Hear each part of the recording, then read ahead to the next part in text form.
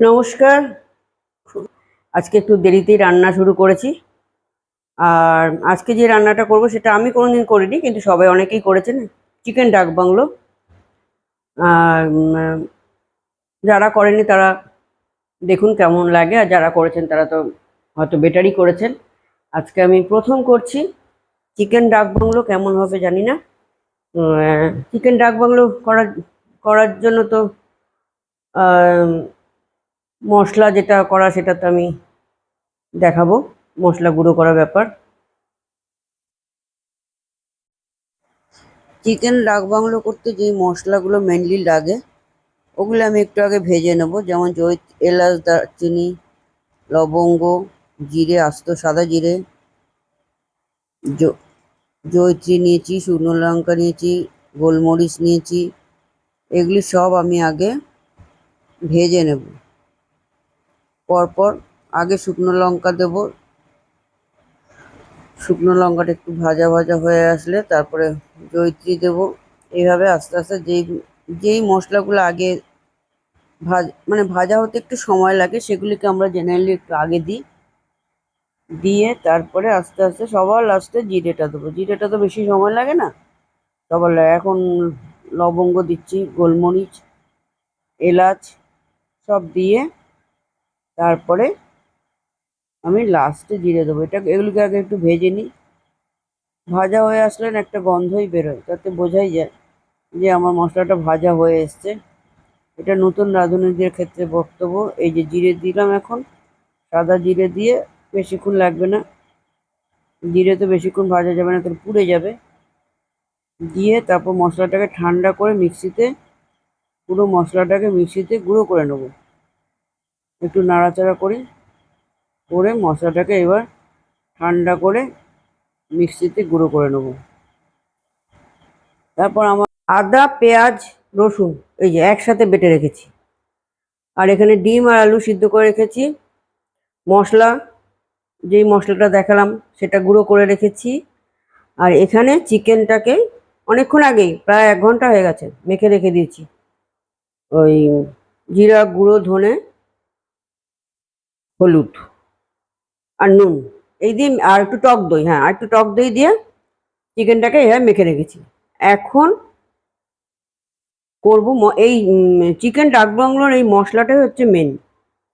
যেই মশলাটা আমি আপনাদের দেখালাম সেই মশলাটাই হচ্ছে মেন। এইবার যেরকম অন্য সব চিকেন করে মোটামুটি সেরকমই চিকেন ডাক বাংলো হবে। আর একটা ডিমটা, চিকেন ডাক বাংলোর ডিমটা এক্সট্রা অ্যাড হয়। আর আর সেরকম কিছুই পার্থক্য নেই চিকেন ডাক বাংলো। ঠিক আছে, আমি এবার স্টার্ট করি। এবার তেলটা গরম হয়ে গেছে, আমি তেজপাতা আর জিরে দিয়ে দিলাম। আর অন্য কিছু দিচ্ছি না, কারণ মশলাটার মধ্যেই গরম মশলাও আছে দেওয়া, শুকনো লঙ্কাও দেওয়া আছে 3-4টে। আর এখানে আর দেবো না, তাহলে বেশি ঝাল হয়ে যাবে, খাওয়া যাবে না। এরপরে যে আদা, পেঁয়াজ আর রসুন যে পেস্টটা, এটা দিয়ে দেবো। আদা রসুনের পেস্টটা দিয়ে দেবো। আমি পেস্ট করেছি, এটা ভাজাও পেঁয়াজ পেঁয়াজ এমনি কুচি কুচি করে কেটে ওরকম করে ভেজেও করা যায়। আমি একসাথেই করে নিয়েছি সবগুলো সুবিধার জন্য। আদা রসুন যখন বাটতে হবে পেঁয়াজটাও বেটে নিয়েছি, একসাথেই বেটে নিয়েছি। লঙ্কার আলাদাভাবে কিচ্ছু দিচ্ছি না।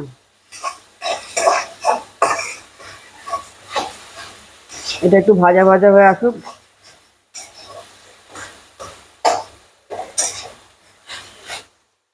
এই যে এখানে চিকেন যেটা আছে,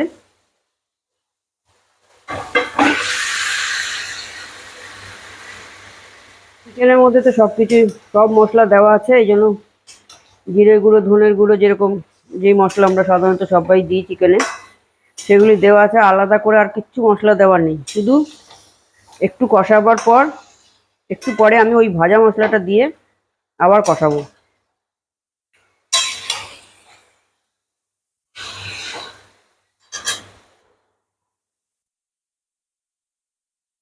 এইবার ভাজা মশলাটা দিয়ে দেবো। ভাজা মশলাটা দিয়ে দিলাম।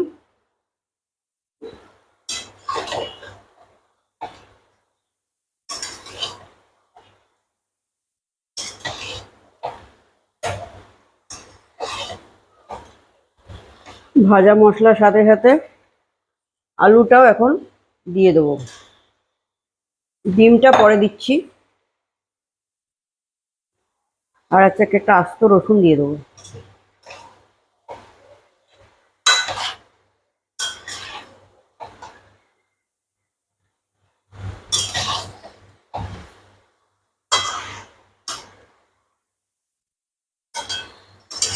এবার কষাতে তো একটু সময় লাগবে।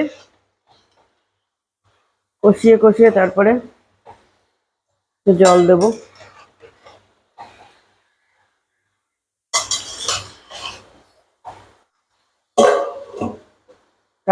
তারপর আমি আবার ফিরে আসছি। এই চিকেনটা কষানো হয়ে গেছে। এইবার চিকেনটাকে আমি প্রেসার কুকারে করব। কড়াইতে একটু সময় লাগবে, প্রেসার কুকারে করব। এই জন্য প্রেসার কুকারে এবার চিকেনটাকে ট্রান্সফার করছি আর কি। তারপর প্রেসার কুকারে করবো, তাড়াতাড়ি হয়ে যাবে।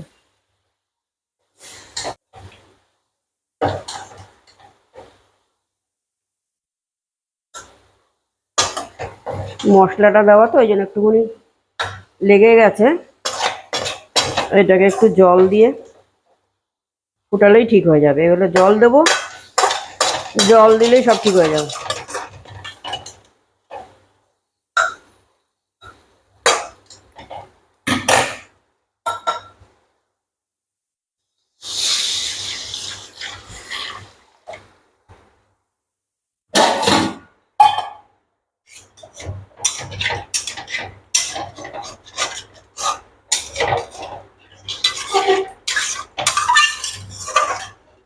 একটু জল গরম করলেই, কড়াইয়ের মধ্যে যদি একটু লেগে থাকে, একটু জলটা গরম করলেই সব উঠে যাবে।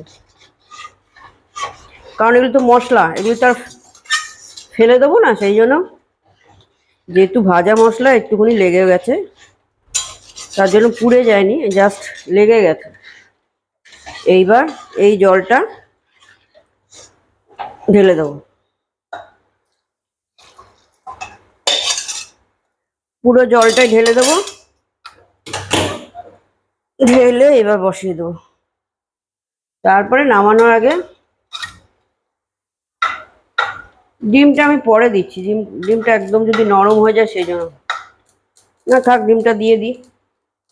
চিকেন ডাক বাংলোর ডিমটা তো দিয়ে দিচ্ছি। আচ্ছা, এবার নামানোর আগে আমি একটা জিনিস অ্যাড করব, যেটা হয়তো অনেকেই করেন নাই চিকেন ডাক বাংলোতে। আমি একটু কসুরি মেথি অ্যাড করব। এইবার এখন প্রেসার কুকারে এটা ঢেকে দিলাম, নামিয়ে আবার দেখাচ্ছি। এবার খুলবো।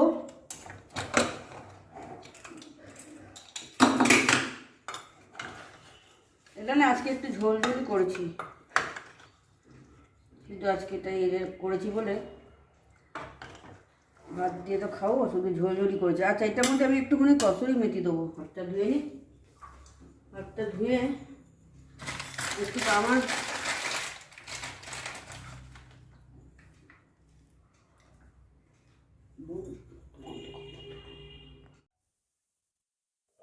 আমি একটু কসুরি মেথি দিচ্ছি। চিকেন ডাক বাংলোতে হয়তো দেয় না সবাই, আমি দিচ্ছি। আমি কসুরি মেথির গন্ধটা আমার খুব ভালো লাগে, সেই জন্য আমি কসুরি মেথি দিচ্ছি। এবার এগুলিকে এখানে একটু তুলবো।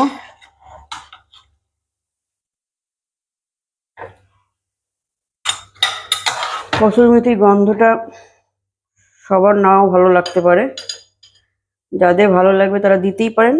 দিয়ে দেখবেন কেমন লাগে একদিন খেয়ে।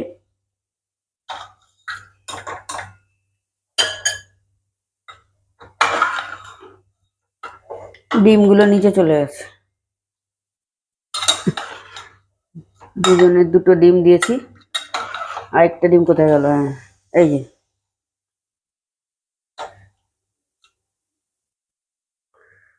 ঝোলটা পাতলাই করেছি।